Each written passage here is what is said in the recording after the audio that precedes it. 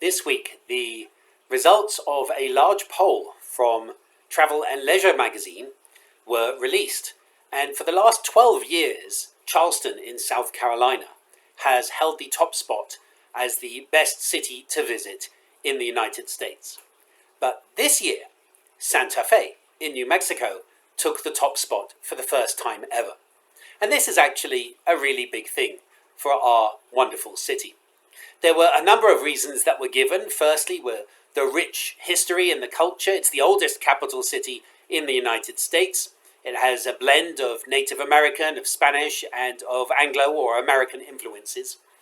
It has an amazing artistic scene. It's one of the largest art markets in the United States after, I think, New York and Los Angeles. And of course, there's the natural beauty, the Sangre de Cristo Mountains, 300 days of sunshine a year, and much more. As well as, of course, the unique attractions like the Palace of the Governors, the Loretto Chapel, which I have to admit I still haven't been in after 11 years. I really should visit. And, of course, other things like Meow Wolf. I think there's something very special as it comes up to close to being 11 years that I'm here in Santa Fe, in this wonderful community. What they don't mention is the spirituality of the place. And I think it's a really important thing. It's something that you sense, that you feel in Santa Fe, that you can't really put in writing. In England, after being here for a while, I realized in England, we tend to look down. We look down at the trees, we look down at the sea, we look down at the grass, we look down at the flowers. In Santa Fe, we tend to look up. We lift up our eyes towards the hills from Psalm 121. We lift up, we look up. There's something more cosmic about being in Santa Fe, something more spiritual. And there are certain places in the world that feel like this. Santa Fe is one of them. Sfat is another one. I heard someone describe Santa Fe as the Sfat of America, and I can see that. There's a spirituality here. It's also a place of profound healing. The comedy show Family Guy actually ran a very short sketch on it years ago, where one character looks out at this beautiful sunset, and they're surrounded by gorgeous adobe buildings, and they say, "Don't you just love the Santa Fe sunset?" And the other person says, "Yes." And they said, "Did you also have a public breakdown in another city?" And the person says, "Yes." And that's the end of the sketch. And even though that's a bit of course, a stereotype and a joke, the reason that people come here very often is for healing. And they may not even know it, but they come here because of the spirituality of healing. And that's why Temple Beth Shalom is so important, because it's a place of healing. It's a place of community.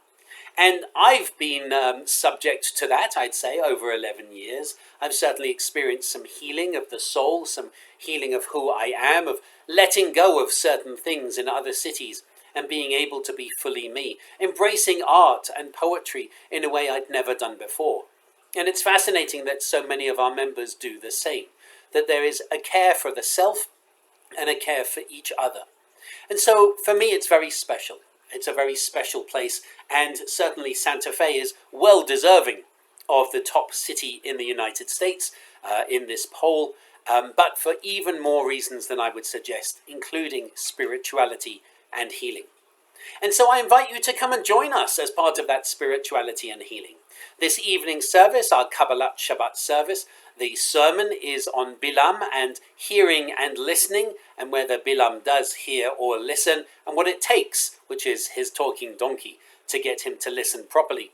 Tomorrow morning, we have a bar mitzvah ceremony, and that really is part of not just spirituality, but healing as well. It's really important for people to be part of life events of other people, for us to come together as a community and celebrate life events together. So we have Torah study. Torah study tomorrow is on Zoom only because we're set up for the bar mitzvah ceremony.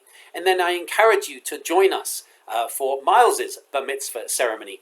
Miles has traveled a long way to be here. The family comes from Temple Beth Shalom, have been members of Temple Beth Shalom for decades.